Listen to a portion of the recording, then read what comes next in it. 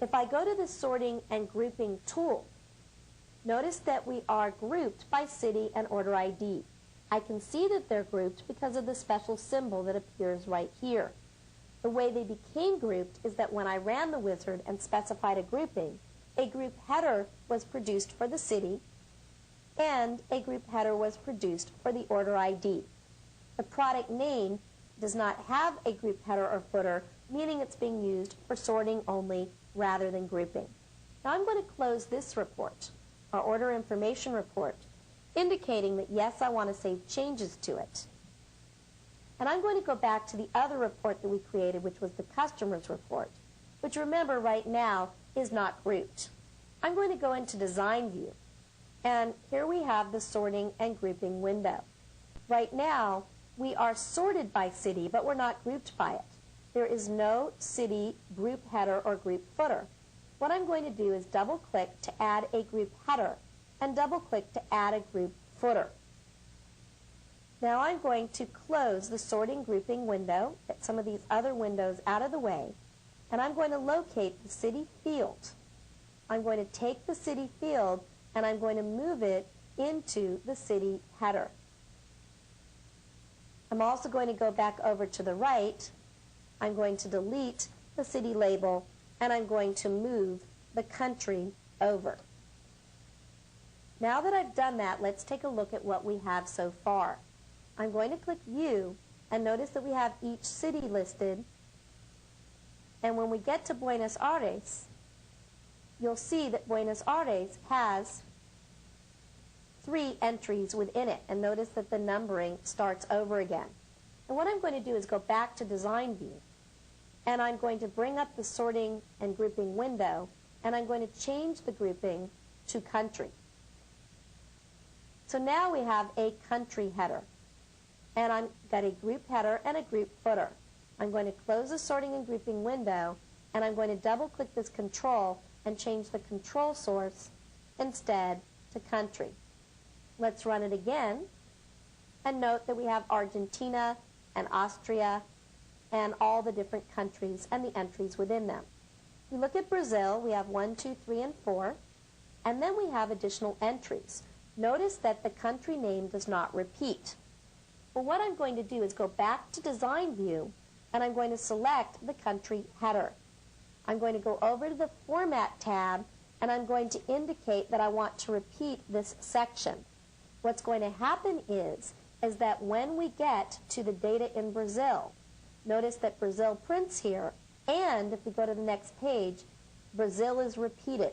So we're repeating that section on the next page.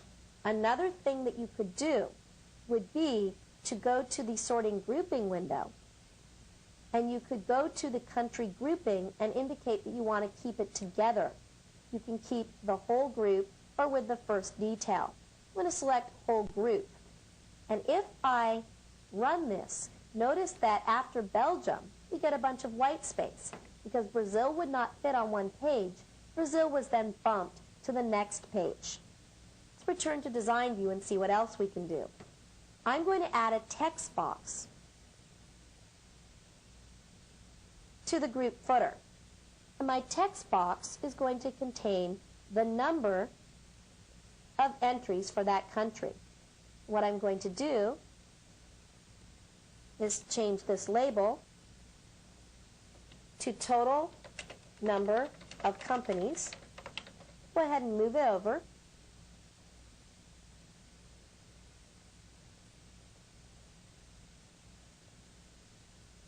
And I'm going to change the data, the control source, to equal count, and I want to count customer IDs.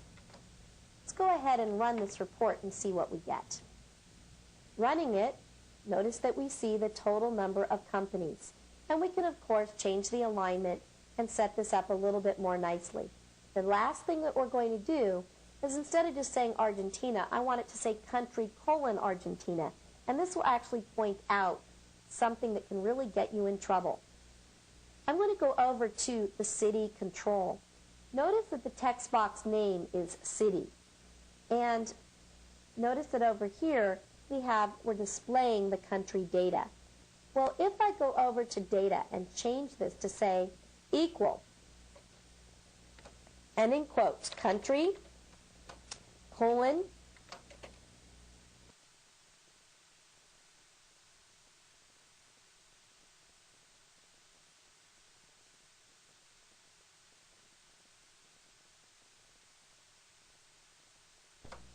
and then a space, and end the quote, and ampersand country. If the name of this control were still country, you would actually get an error when you would run the report. So it's important to know that the name, which by the way I'm going to change right now to txt country, the name of the control cannot be the same as the name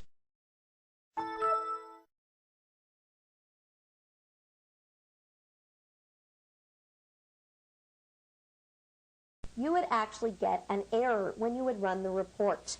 So it's important to know that the name, which by the way I'm going to change right now to txt country, the name of the control cannot be the same as the name of any field within that control.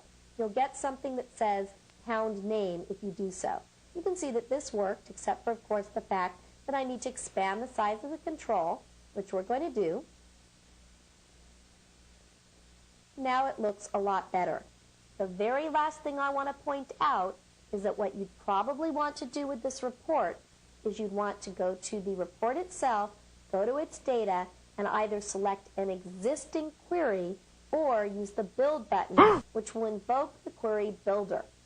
You would need to make sure you select all the fields that are included on the report, otherwise you're going to get errors. So you need to carefully select any fields that are included on the report.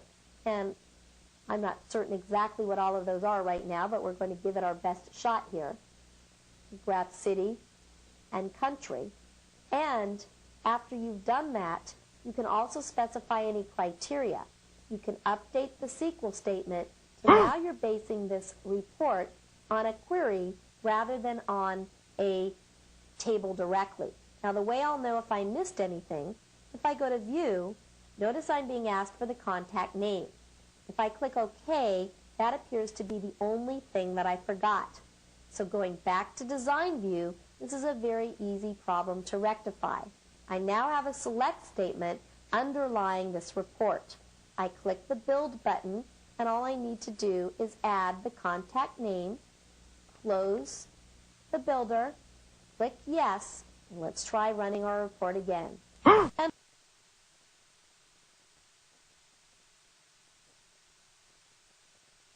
voila, we now have a report that has grouping, summary information, and it's based upon a query rather than being based upon a table directly. I'm going to click Close. I'm going to go out of Design View, Yes, and we're done.